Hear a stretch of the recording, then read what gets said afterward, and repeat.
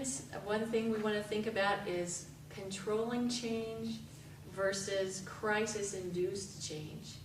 Many, many times, probably most of the time, change is induced by a crisis because we didn't see it coming, maybe, or the resistance was just too great and you really have no alternative. And I have met many clients like that, and they're not demented enough to be forced against their will to move out of their homes.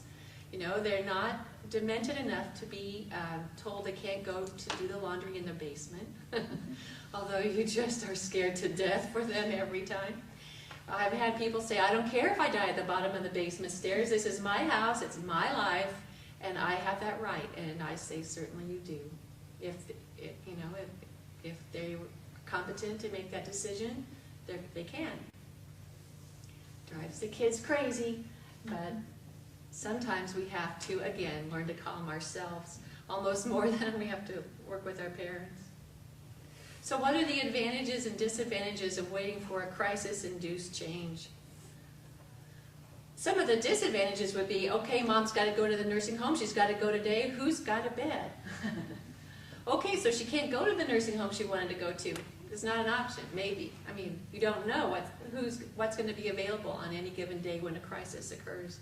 You have much less control over the whole situation.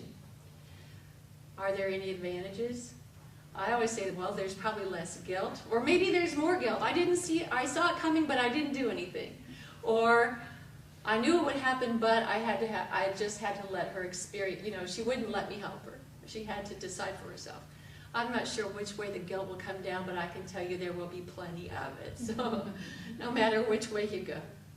Or maybe it will never happen. I hear that a lot of time. I'm not talking about the funeral. Not going to happen. Oh, right. Yeah. Sure. Okay. Well, tell me how you made that, how you get that to work. I'd really like to know. It will happen. It probably will happen. But sometimes, if you can't make them talk about it, you just have to be waiting, like you were with your toddler when they were learning to walk. You just have to be waiting and ready to catch them when the need arises. And that's not easy to do. You want to keep them safe, and you don't want anything bad to happen to them. One thing I do say is when reality stinks, acknowledge it. I said that a little bit earlier, but again, when you're balancing risk and independence, that really comes up again. And recognize the need to grieve losses. If a parent is losing mobility, their home, their ability to drive, any of a number of losses like that, it's okay to say, gee, this must be really hard for you. I can't imagine leaving my home after 50 years. I can't imagine how sad that would make me feel, or how long I might grieve for that. And because they will grieve for all those losses. And that's one of the problems with that stage of life, is that there are so many losses, and they seem to pile up.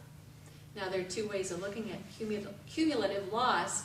One is this attitude, I've done it before, I can do it again.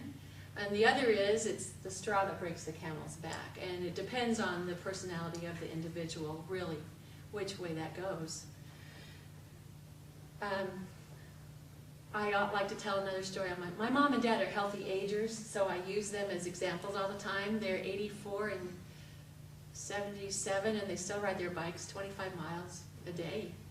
But anyway, and my dad put those clips back on because he couldn't stand not having his pedals. So, you know, on his feet. Anyway, my parents bought a Cadillac a few years ago.